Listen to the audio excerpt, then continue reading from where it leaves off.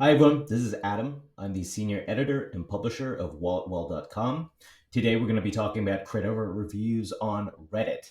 I've seen a lot of discussion about Credova, not only on Reddit, which is basically a big discussion forum, but also smaller gun forums.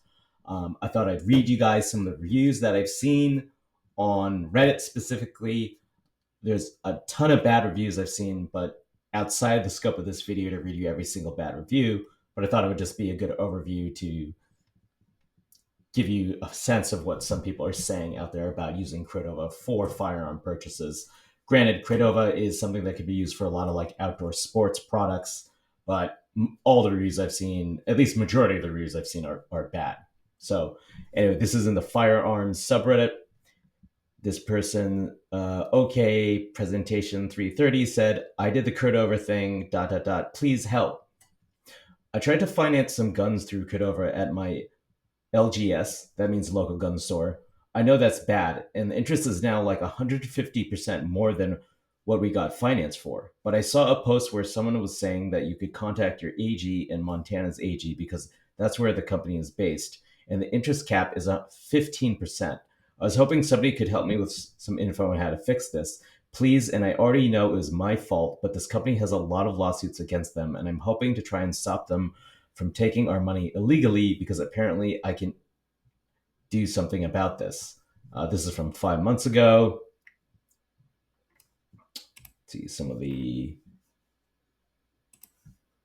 Let's see, only two comments. I just did this thing a month ago. Think it'd be 3 or 4 payments. I read the contract. I think they could have paid outright for the gun when I purchased it. I ended up paying it off early on the 29th day. Always read your contracts. I would have paid 2,900 for $1,000 gun if I did lease to own agreement. I would never do that. Doesn't make sense. Credova works as 4 or 3 payments. If they decline you for that, they offer a lease agreement, which has an option to pay in full within the first 30 days. If you go past 30 days, it's a lease. Believe you can pay two to third of the lease agreement as early buyout. Still, it's over double of the original cost. Full term is 2.5 plus value of product, which is ridiculous. If you don't qualify for 4 or 3 payments and can't buy it out within 30 days, I wouldn't do it. It's pretty good advice that I actually haven't heard before about Credova. I'll have to look into that more out.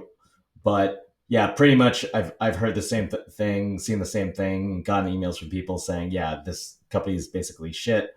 They double charge me for the same product. Um, Here's another.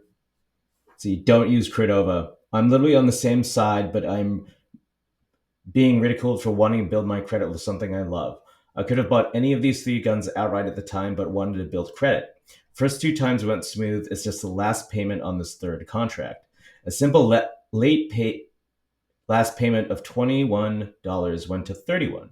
This was done after having the funds placed into that account on Monday when they said they'd pull it from on Tuesday. Then I made a new payment for it, the 31 to come out solely, and it's increased to 51. This service is a scam. If you've had negative experience with them, then please contact the vendors they deal with since they don't care about the customer. Their dealings with the vendor is what they care about. Let Bud's Gun Shop, Guns, Classic Firearms know your experience and cite Credova's Trustpilot reviews. Otherwise, they'll keep getting away with it. All the Trustpilot reviews are bad. I've gone over that on WalletWell.com as well as a previous video about whether Credova is legit or a scam, and I'll link to that in the show description so you guys can check that out. To give context, I built my credit using this service. This is the third account. Previous 2 went smoothly. This last payment is an uphill battle this month. Seeing reviews on Trustpilot tells me this is a shady business. Sorry, I'm trying to warn others to not use this service with my experience. Guess I'll STFU.